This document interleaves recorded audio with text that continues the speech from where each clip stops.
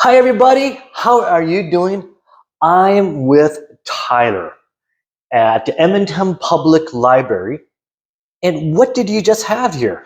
Yeah, we had a brief talk and workshop about how to write comedic videos using the three-panel comic structure, a very classic, very old way of doing comedy, and how to apply that function to doing short video content, both why you should do it and how you should do it. We had everyone produce their own little storyboarded panels out in the library, taking photos of stuff and sharing it with everyone, and just giving people the basic tools they need in order to start telling simple jokes in video form.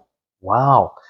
So you do stand-up comedy? Sorry, not stand-up. No, sorry, not stand-up comedy. Scripted comedy. Scripted comedy. Stand-up comedy is an entirely different beast I have yet to actually succeed at. And so how have you find, because you've been around humor for many years, I think you said 10 years. Yeah, I started Fourth Wall Creations making short comedy videos, primarily improv, but some scripted things in 2015, and have been doing it less often now, but for a brief moment of time, I was releasing 2 to 3 videos a week about just video comedy in various forms, including some ambitious web sitcom called The Playgroup, which was about a group of people playing Dungeons and Dragons and about the comedy inherent of trying to get 5 adults in the same room to engage in fun. And it gave a lot of context towards how difficult it is to do even short video projects, especially when the basic knowledge about how to do good video is so ubiquitous. Like when I started consuming online video content, it was like The Guild. It was very old videos that were made on rickety cameras that are even worse than smartphones today. Oh, God. And so now if you're trying to create the same kind of videos, like the amount of expertise out there, the amount of extraordinary resources out there are so high that it almost felt like I got to cheat, because I got to watch everyone start with nothing and learn how to do it right. And I learned from then and just jumped right into realizing I think I can do that myself. Yeah.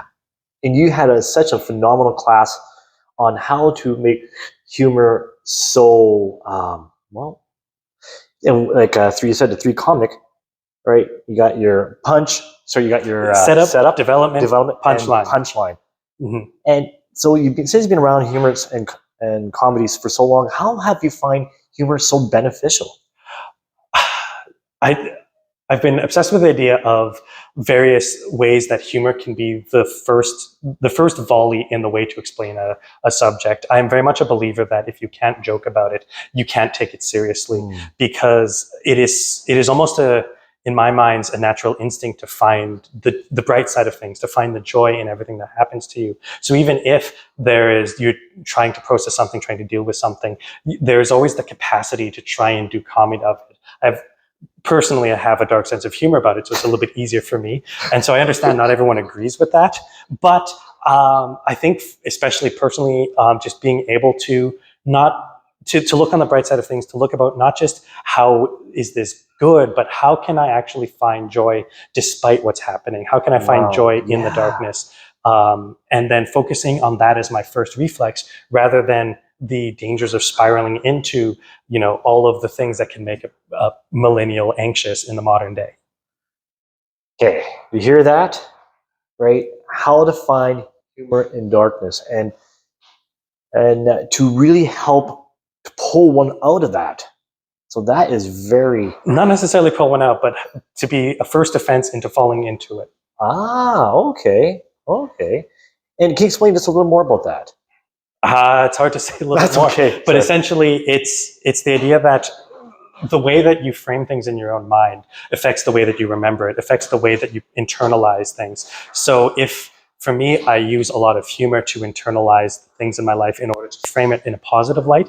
And so that there's that focus on the upsides, focus on the bright side, that just becomes the natural way that I think about things now. That doesn't require active reminding to look on the bright sides, to look up at things. I've been doing it for so long, it happens naturally now.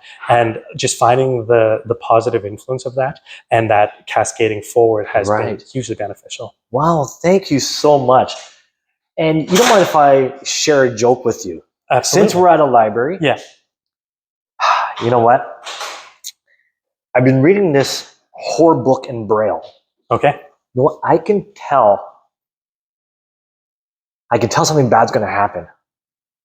I can just feel it. You can feel it in your hands. It's jumping off the page. Well, Tyler, I thank you very much, and I thank you for your workshop. And I thank you, everybody, for watching. Make sure to click, like, subscribe, and comment. And I'll see you all tomorrow. Thank you very much. Thank you.